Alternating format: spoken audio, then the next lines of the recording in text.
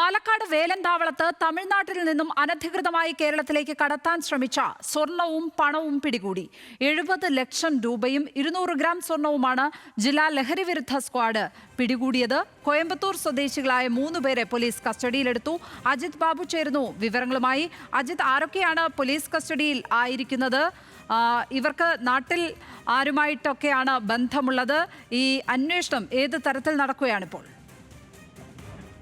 ലക്ഷ്മി പത്മ, കോയമ്പത്തൂർ സ്വദേശികളായ സാഗർ, മണികണ്ഠൻ, സന്ദീപ് എന്നിവരാണ് നിലവിൽ പിടിയിലായിരിക്കുന്നത്. ഇതിൽ ഏറ്റവും എടുത്തു പറയേണ്ടത് ഇവരിത് കടത്താൻ ഉപയോഗിച്ച രീതിയാണ്. പ്രത്യേകമായി നിർമ്മിച്ച അടിവസ്ത്രത്തിനുള്ളിൽ ഒളിപ്പിച്ചായിരുന്നു ഇത്തരത്തിൽ ഈ സ്വർണവും പണവും കടത്താൻ ശ്രമിച്ചത്. നേരത്തെ ഇവർക്ക് പോലീസിന് ഉൾപ്പെടെ ലഭിച്ച രഹസ്യ വിവരത്തിന്റെ അടിസ്ഥാനത്തിലാണ് പരിശോധന നടത്തിയത്. ആ പരിശോധനയിലാണ് 70 ലക്ഷം രൂപയും 20 ഗ്രാം സ്വർണവും ഇത്തരത്തിൽ പിടികൂടുന്നത്. നമുക്ക് ആ ദൃശ്യങ്ങളിൽ തന്നെ കാണാം, വളരെ കൃത്യമായി ഇത് ആസൂത്രണം ചെയ്യുന്നത് മുമ്പും ഇവർ ഇത്തരത്തിൽ കാര്യങ്ങൾ ചെയ്തിട്ടുണ്ടോ എന്നുൾപ്പെടെയുള്ള കാര്യങ്ങൾ പോലീസിന് അതുകൊണ്ട് തന്നെ സംശയമുണ്ട്. അടിയിലെ വസ്ത്രമൊക്കെ പ്രത്യേകമായി ഇതിനുവേണ്ടി തന്നെ ഇവർ ക്രമീകരിച്ചതാണ്. അതുകൊണ്ട് തന്നെ വിശദമായി ഇവരെ ചോദ്യം ചെയ്ത് വരികയാണ്. ലക്ഷ്മി പത്മ സൂചിപ്പിച്ച പോലെ തന്നെ നാട്ടിൽ ആരെങ്കിലുമായി ഇവർക്ക് ബന്ധമുണ്ടോ, മുമ്പ് എത്ര തവണ ഇത്തരത്തിൽ ഇവർ പണവും ഇത്തരത്തിൽ ഈ സ്വർണവും കൊണ്ടുവന്നിട്ടുണ്ട് എന്നടക്കമുള്ള കാര്യങ്ങൾ വിശദമായി തന്നെ പരിശോധിക്കേണ്ടതുണ്ട്.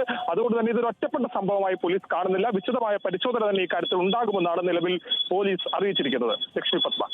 അജിത് ബാബു ആണ് പാലക്കാട് നിന്ന് വിവരങ്ങൾ പങ്കുവച്ചത് ഇപ്പോൾ.